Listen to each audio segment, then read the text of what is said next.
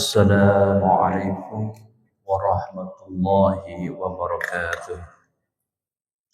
Alhamdulillahilladzi hadana subulal salam wa afhamana bi syari'atin nabiyil karim. Wa asyhadu an la ilaha illallah wahdahu la syarika lah, dzul jalali wal ikram. Wa asyhadu anna Muhammadan abduhu wa rasuluhu la nabiyya ba'da. اللهم صل على سيدنا محمد الذي له خلق والخاتم لما سبق والناصر الحق بالحق على صراطك المستقيم وعلى آله حق قدره ومقداره العظيم. أما بعد فيا أيها الحاضرون اتقوا الله ثم اتقوا الله. قال الله تعالى في القرآن العظيم: أعوذ بالله من الشيطان الرجيم. بسم الله الرحمن الرحيم. إن عدة الشهور عند الله 12 في كتاب الله يوم خلق السماوات والأرض منها 4 حرم. صدق الله العظيم وصدق رسوله الكريم ونحن من الشاهدين. Jamaah Salat zuhur Masjid Raya Al-Jabbar rahimakumullah. Ahlan wa sahlan kami sampaikan bi khudurikum atas kehadiran para jamaah yang berkunjung ke Masjid Raya Al-Jabbar. Terima kasih sejenak untuk berkhidmat setelah melaksanakan salat zuhur. Bapak dan Ibu jamaah, adik-adik sekalian berkesempatan untuk duduk sejenak mengikuti salah satu program PKM Masjid Raya Al-Jabbar, yaitu kajian rusyah ba'da zuhur. Mudah-mudahan waktu sebentar ini menjadi salah satu majelis ilmu dan menjadi tambah-tambah keberkahan. Berkunjungnya kita ke Masjid Raya Al-Jabbar tidak hanya menikmati keindahan fisik Masjid Raya yang merupakan kebanggaan masyarakat Jawa Barat, tapi Allah menurunkan keberkahan dan kemuliaan kepada kita semuanya. Imam Al-Ghazali di dalam kitabnya menyampaikan, barang siapa yang hadir di majelis ilmu itu sama dengan sholat sunat 1000 rakaat. Pada saat kita berkumpul di majelis ilmu, malaikat turun ke tempat tersebut kemudian berdoa kepada Allah memohonkan ampunan bagi mereka yang hadir di majelis ilmu. Mudah-mudahan duduknya sejenak kita menjadi salah satu syariat diampuni segala dosa dan kesalahan kita oleh Allah Subhanahu wa taala. Amin ya Allah ya rabbal alamin. Yang kedua, hadirnya kita di kajian ilmu manapun, hal itu sebetulnya merupakan salah satu ciri bagaimana Allah menghendaki kebaikan kepada orang tersebut. Sebagaimana hadis Rasulullah, "May yuridillahu bihi khairan."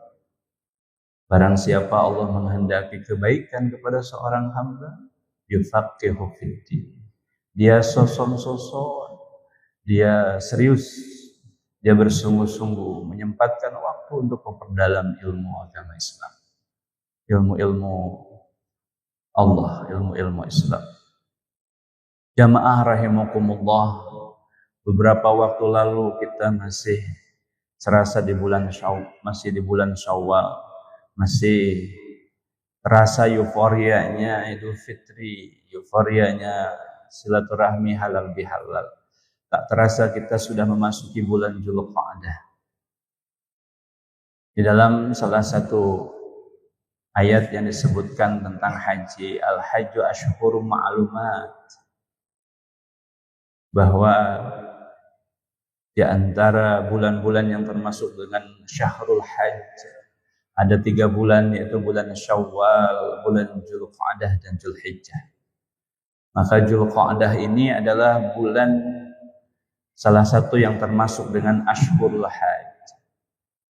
Menurut Ibnu Katsir, tidak sah miqatul makan, miqatul zaman. Seorang haji melaksanakan ihram kecuali pada bulan-bulan tersebut, yaitu bulan Syawal, awal Syawal, Dzulqa'dah, kemudian Dzulhijjah sebelum tanggal 10 atau belum tergelincirnya matahari pada tanggal 10 Dzulhijjah. Jamaah rahimakumullah, kita sekarang ada di tengah-tengahnya. Bulan Dzulqa'dah juga disebutkan di dalam Al-Quran sebagai dengan Ashhurul Hurum. Sebagaimana disebutkan yang tadi di awal disampaikan, Allah berfirman, Inna idada syuhuri indallahi 12 syahran fi kitabillah yawma khalaqas samawati wal ardh.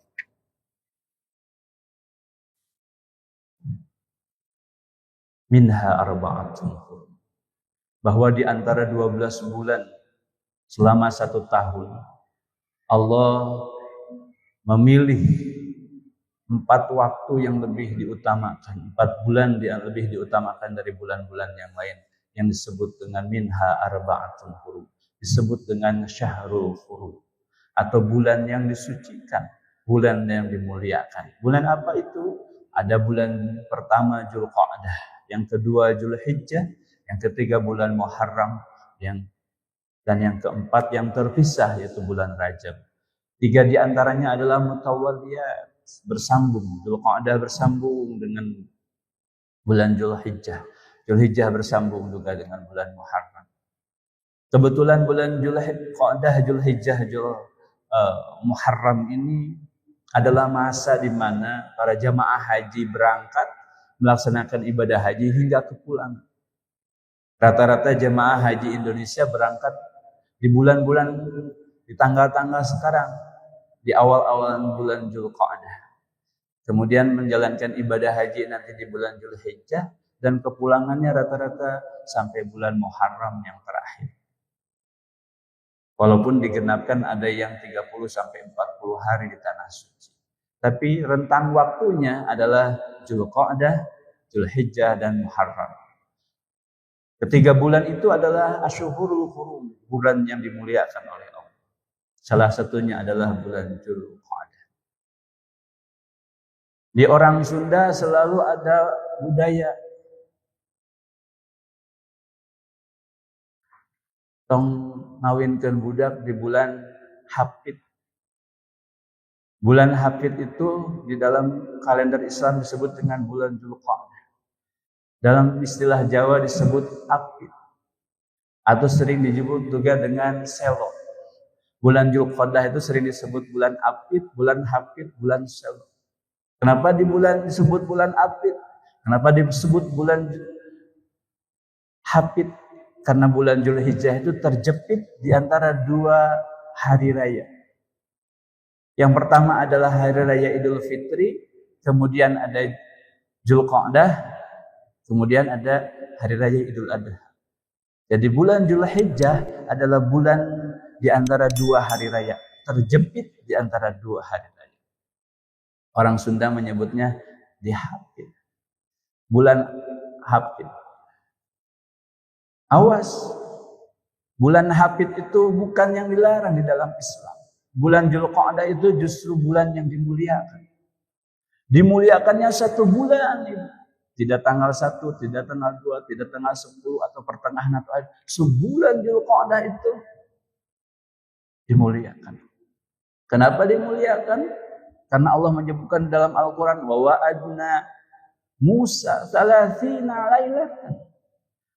30 malam yang disebutkan dalam Quran itu disebut dengan 30 lailatan, adalah 30 hari bulan Dzulqa'dah.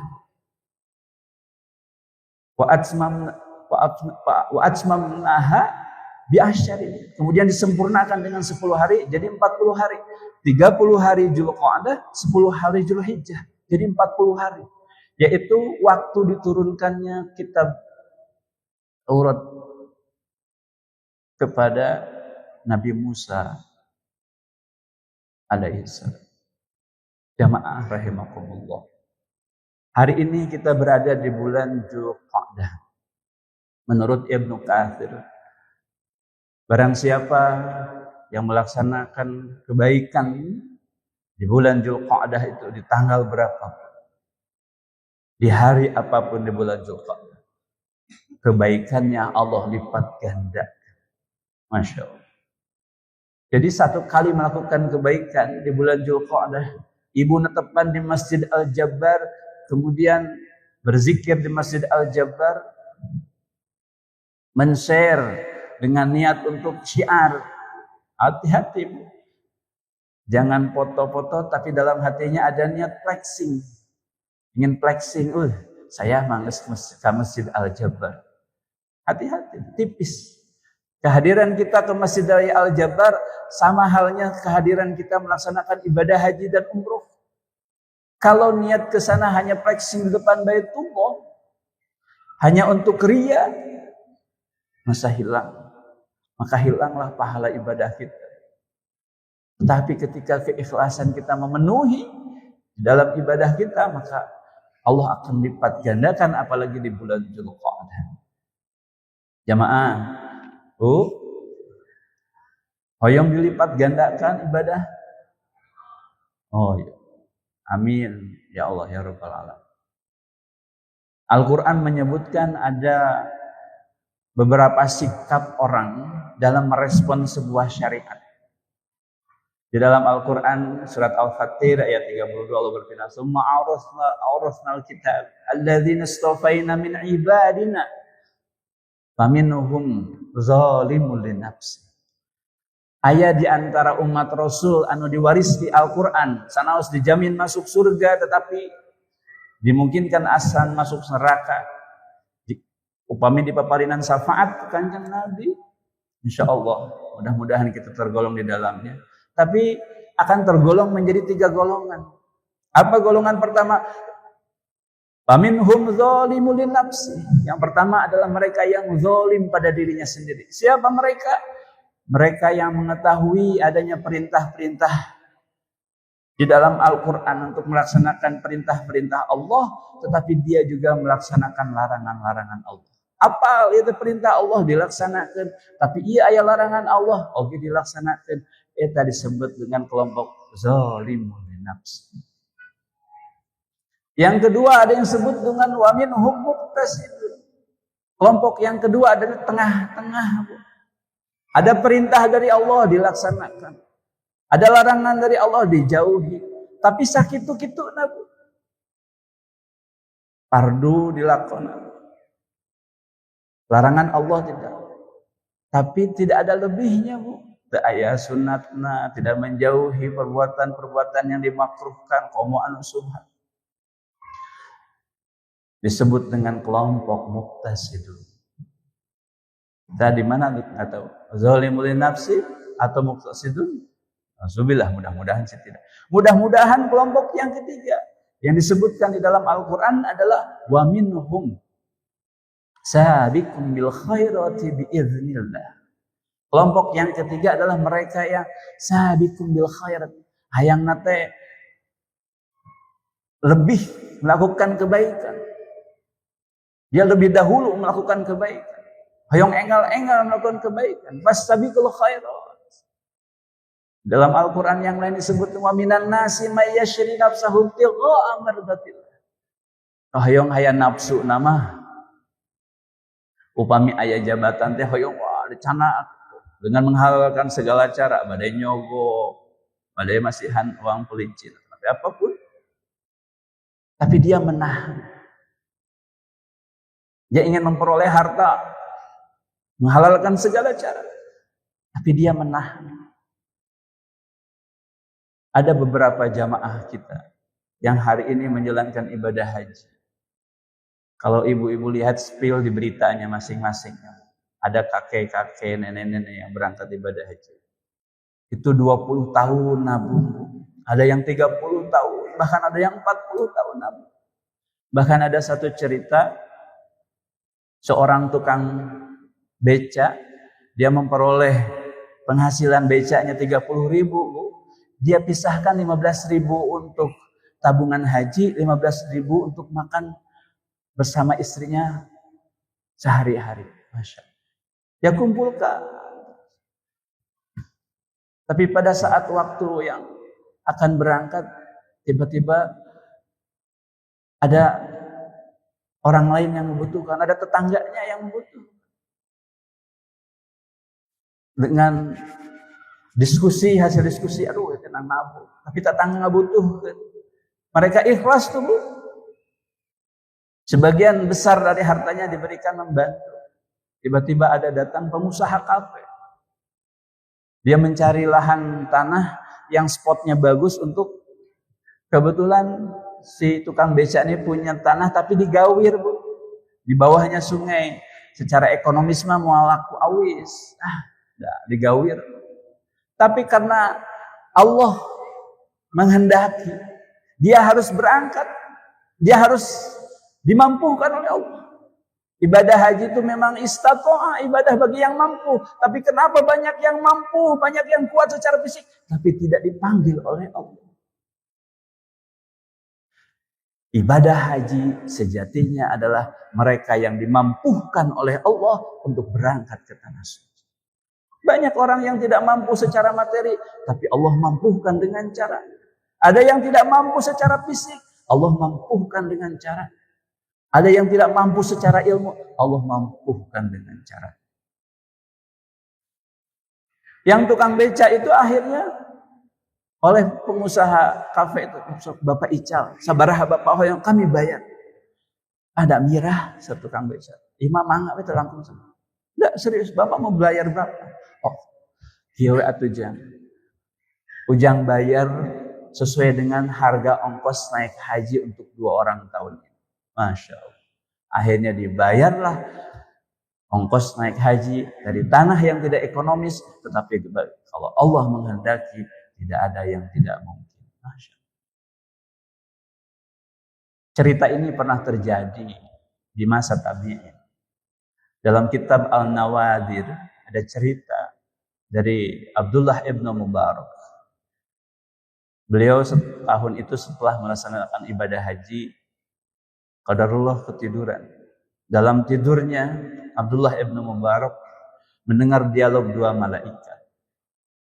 Malaikat yang pertama bertanya pada malaikat yang kedua, berapa gerangan jumlah jamaah yang melaksanakan ibadah haji pada tahun ini? Malaikat kedua menjawab, ada 600 ribuan.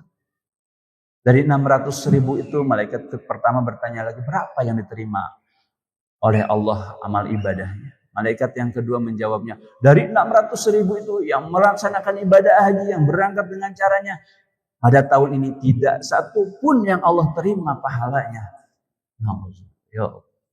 Nangis. Abdullah ibn Mubarak nangis sejadi-jadi. Karena beliau salah satunya yang berangkat tahun itu. Tapi kemudian malaikat yang kedua itu melanjutkan.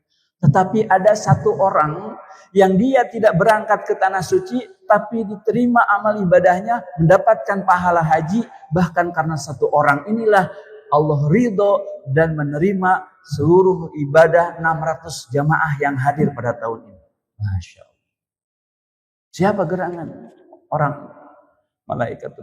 Dia adalah tukang sol sepatu, Bu. Tukang sol sepatu. Bukan ahli ilmu, bukan ahli agama. Bukan ahli ibadah, dia tukang sol sepatu, Bu. Namanya Ali Al-Muwaffaq di kota Damsyik. Maka terbangunlah Ali Abdullah ibn Mubarak dan mencari Ali Al-Muwaffaq di kota Damsyik. Ketika sudah sampai ke kota Damsyik dan bertemu dengan Ali Al-Muwaffaq, kemudian Abdullah ibn Mubarak bertanya, wahai Tuan, apa gerangan amalan yang dilakukan oleh Tuhan sehingga amal ibadah Tuhan pada tahun ini ibadahnya diterima menjadi ibadah haji oleh Allah. Bahkan karena Tuhan, seluruh jamaah pada tahun ini yang ditolak oleh Allah, dengan Allah ridho dan memberikan ganjaran pahala bagi mereka. Karena apa gerangan amalan yang dilakukan? Kemudian Ali Al-Muwaffaq bercerita, ya benar Tuhan, harusnya tahun ini kami berangkat ke tanah suci. Tetapi qadarullah, istri saya hamil. Pada saat istri saya hamil ini, beliau ngidam kepingin sesuatu. pada tengah malam, pada suatu malam beliau mencium aroma masakan yang enak. Seperti istri saya meminta saya untuk mencari sumber makanan itu dan membeli makanan. Maka pergilah malam itu saya mencari makanan. Apa gerangan masakan yang dimasak ini sehingga istri saya menginginkan? Ternyata Ali Al-Muwafaq mengetahui sumber makanan itu dari sebuah rumah sederhana di mana di dalamnya adalah seorang wanita tua janda yang memiliki 4 orang anak. Kemudian masuk, bersalam, kemudian menyampaikan maksudnya untuk membeli masakan. Ternyata itu adalah daging yang sedang dimasak. Kemudian wanita tua itu menjawab, "Wahai Tuan, bukan kami tidak mau memberi, tapi daging ini haram bagi Tuan, tapi halal bagi kami." Maksudnya kenapa, Bu? Karena daging yang kami masak pada malam hari ini adalah bangkai dari keldai yang mati beberapa hari dibuang oleh tuannya. Kemudian kami ambil dan kami masak karena 3 hari kami kelaparan tidak makan. Masya Allah. Menangis Ali Al-Muwafaq dan menceritakan kejadian itu kepada istrinya. Dan mereka berdua sepakat kalau sebagian besar harta ongkos haji tahun itu yang tadinya dipergunakan untuk ibadah haji yang sudah dikumpulkan berpuluh-puluh tahun, mereka sepakat untuk disedekahkan sebagian besarnya untuk kehidupan wanita tua ini dan membantu pendidikan 4 orang anak. Masya Allah. Ternyata karena keikhlasan seseorang, walaupun dia tidak berangkat ke tanah suci, Bu, di mata Allah sudah diterima amal ibadah. Makanya kita jangan putus asa, jangan berkecil hati bagi mereka yang belum berangkat ke tanah suci. Atau jangan takabur mereka yang merasa sudah berangkat berkali-kali ke tanah suci. Belum tentu diterima amal ibadah. Tetapi ketika kita niatkan untuk menabung untuk ibadah haji, berpuluh-puluh tahun, 30 tahun, 40 tahun, sejatinya dia sudah mabrur sebelum dia berangkat ke tanah suci. Kenapa? Karena kemabruran seorang haji itu sebetulnya kalau di Mekah tuh, Bu, kalau mendengar kata haji itu nggak enak, Bu. Karena itu kata-kata yang dikeluarkan oleh askar, Bu. Yalah haji, yalah haji. Bahasa Arabnya. Kalau bahasa kitanya minggir haji, minggir haji. Itu biasanya kalau askar tuh mau lewat mengantar imam, mengantar tokoh-tokoh negara, biasanya ada panggilan itu, yalah haji, yalah haji. Pergi, hai haji. Jadi panggilan haji itu nggak enak. Tapi di Indonesia mah haji itu gagah gitu. Jadi belum tentu amal ibadah kita terima. Tapi ketika ikhlas melaksanakan ibadah haji, ketika dia mempersiapkan nabungnya itu, membersihkan harta, karena ini kalau naik haji dibersihkan dari harta-harta yang haram, dia sudah membersih, maka sejatinya dia sudah mabrur sebelum berangkat ibadah haji. Beliau menjaga syariat selama melaksanakan ibadah, mabrur ketika di sana. Dan ketika pulang menjaga apa nilai yang dia peroleh dari selama ibadah haji, dia jaga. Itulah yang disebut dengan kemabruran. Hanya selalu doa, Allahumma ij'alna hajjan mabruran wa sa'yan maghfur wa dzamban maghfur. Diampuni dosanya. Yaitu yang mabrur tidak hanya dalam prosesnya. Ibu misalkan maksakan haji tahun ini, hayong gagah misalkan hajinya haji furoda, haji plus, tapi artosan kengeng korupsi, percuma. Dalam proses awalnya sudah tidak mabrur, di sananya juga berakhir. Tapi ketika kita meniatkan menabung untuk ibadah haji kita, senaos sacan angkat, mudah-mudahan Allah sudah mencatat menjadi pahala ibadah haji kita. Amin ya Allah ya Rabbal Alamin. Jadi kelompok yang ketiga adalah wa minhum sabiqum bil khairati biiznillah. Ada kalimat terakhirnya biiznillah, dengan izin Allah. Karena sejatinya semua amal ibadah kita, Bapak calik di dia itu, yang lain keluar, Bapak calik di dia itu, hidayah di Allah itu teh.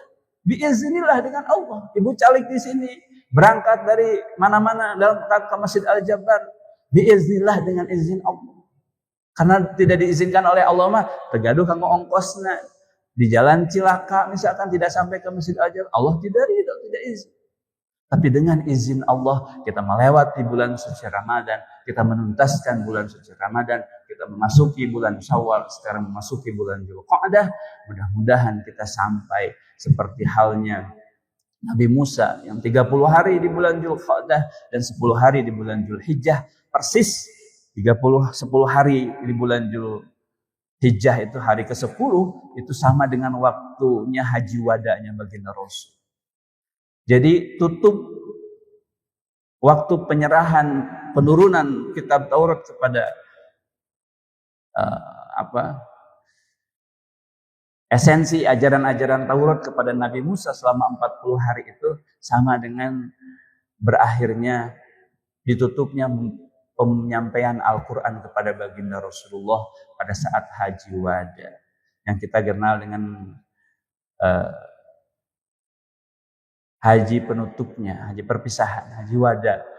Kalau di haji kita tuh ada namanya tawaf wada. Bagi Rasulullah haji wada, karena haji itu haji terakhir baginda Rasulullah dan terakhir Rasulullah menerima Al-Quran, yaitu surat Al-Maidah. Al-yawma akmaltu lakum wa atmamtu alaikum wa ridhatukumul Islam madinah. Sempurnakan nikmat dan meridhokan Islam menjadi agama. Jadi kita mendapatkan Islam, syariat Islam adalah kesempurnaan syariat yang diberikan oleh Allah melalui baginda Rasulullah dengan turunnya Al-Quran. Pada saat merespon Al-Quran itu, kita mau tergolong yang mana? Wa minhum zalimun linafsi atau wa minhum muqtasidun, atau yang ketiga yaitu wa minhum sabiqun bil khairati biiznillah. Hayang enggal-enggal. Hayang dipayun. Salat subuh pang payuna, salat berjamaah hayang sapang payuna, sedekah pang tipayuna. Kurban pang semangatnya dan sebagainya. Sahabikum bil khair. Mudah-mudahan kita semua yang zalimul nafsi Allah tingkatkan menjadi sabiqum bil khairat, yang hari ini termasuk muqtasidun Allah golongkan menjadi kelompok sabiqum bil khairat. Dan kita yang sudah melaksanakan ibadah haji, mudah-mudahan sampai saat ini Allah jaga kemabrurannya, dan yang belum berangkat haji semoga Allah mampukan dipanggil oleh Allah dengan caranya, dan jika pun tidak sempat kita sampai ke Baitullah tetapi hati kita sudah terpaut, mudah-mudahan pahala kita sudah diterima oleh Allah menjadi pahala ibadah haji kita. Barakallahu li wa lakum bima fihi minal ayati wa dzikril hakim. Assalamualaikum warahmatullahi wabarakatuh.